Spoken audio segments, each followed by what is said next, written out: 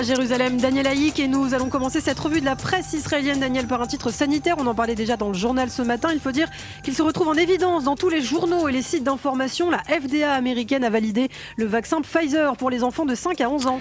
Oui, Lana, et cette information est effectivement en page d'ouverture des sites d'information du Ma'ariv et du Haaretz ce matin, et en première page du Yediot Aharonot et du Israël Hayom.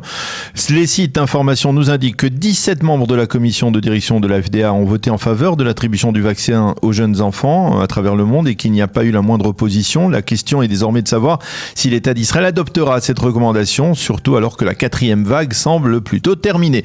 Pour la directrice des services de santé publique au sein du ministère de la Santé, la Dr Sharon Alroi-Price, il faut vacciner les jeunes Israéliens tout en accompagnant cette démarche d'une campagne d'explication qui rassurera les parents. Le principe, affirme-t-elle, est de comprendre que nous prenons un vaccin pour éviter d'être malade. Les journaux soulignent que la vaccination des jeunes fait débat en Israël chez les parents en particulier. Mais le Israël Hayom titre ce matin « Israël se prépare à vacciner les enfants ».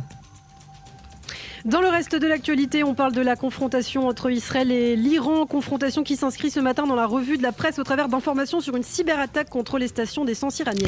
Oui, sont les quotidiens israéliens qui soulignent que dans la République islamique, on a remarqué hier que les stations d'essence à travers le pays étaient paralysées par une panne informatique grave. Les médias ont montré des longues files d'attente de véhicules qui voulaient faire le plein. De même, des panneaux d'affichage électroniques ont également été attaqués. Et au lieu d'orienter, par exemple, la circulation sur les autoroutes iraniennes, ils ont inscrit des slogans contre le régime des ayatollahs. Et bien entendu, pour les Iraniens, le responsable de cette cyberattaque numéro 6441 ne peut être autre qu'Israël. Un mot du Israël Hayom, le journal qui consacre ce matin sa manchette à ce qu'il appelle le scandale de l'argent de la coalition. Mais alors de quoi s'agit-il, Daniel ? Eh bien, c'est presque une tradition incontournable dans la vie politique en Israël. Dans le budget de l'État annuel, on peut découvrir d'infimes clauses attribuant des subventions à différents secteurs. Ces budgets sont le résultat d'accords de coalition entre les différents partenaires qui siègent au gouvernement. Dans un passé récent, Yair Lapid, lorsqu'il était dans l'opposition, avait farouchement condamné cette pratique. Eh bien, il s'avère qu'une fois au gouvernement, lui et le Premier ministre Naftali Bennett s'en sont donnés à cœur joie apparemment et ont validé dans le prochain budget de l'État des sommes conséquentes pour des causes plutôt surprenantes. Ainsi, par exemple, on découvre ce matin dans le tableau dressé par le Israël Hayom que 12 millions de shekels vont être attribués au traitement des chats de gouttière à travers le pays. Je ne plaisante pas.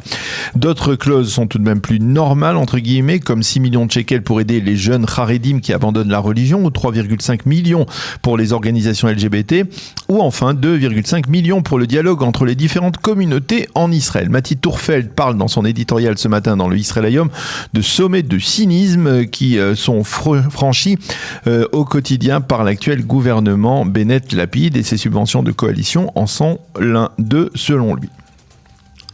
Le Yediot Aharonot consacre une partie de sa première page au rapport sur le dossier climatique, par ailleurs publié hier en Israël par le contrôleur de l'État.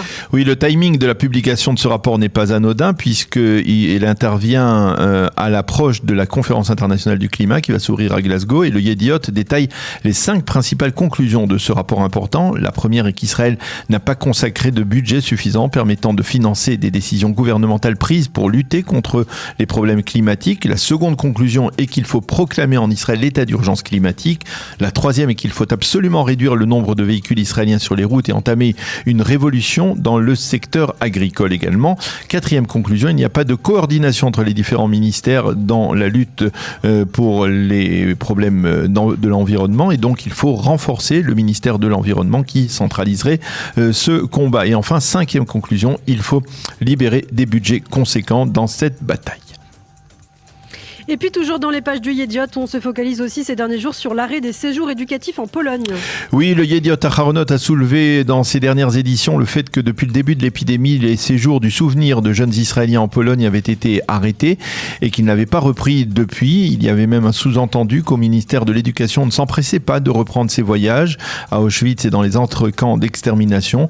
Eh bien, à la suite de ces articles, le ministère de l'Éducation et la ministre en particulier a annoncé que les séjours allaient reprendre en février prochain. Et puis enfin, nous terminons cette revue de la presse avec le Haaretz, Daniel, qui répercute un appel au boycott du concours de Miss Univers qui se tiendra en décembre à Eilat. Et oui, il s'agit d'un appel lancé par le petit-fils de Nelson Mandela, qui s'avère être apparemment comme son grand-père farouchement hostile à l'État d'Israël. Dans cet appel, Nkosi Mandela demande de boycotter ce concours pour protester, je cite, contre l'oppression par Israël du peuple palestinien. Il qualifie également l'État d'Israël d'État d'apartheid et le plus inattendu, c'est que la réponse la plus cinglante à cet appel est venue d'Irak et plus exactement d'une ancienne Miss Irak qui porte le nom de Sarah Idan qui a rejeté ces accusations. Comment osez-vous traiter Israël de pays d'apartheid, a déclaré la jeune femme.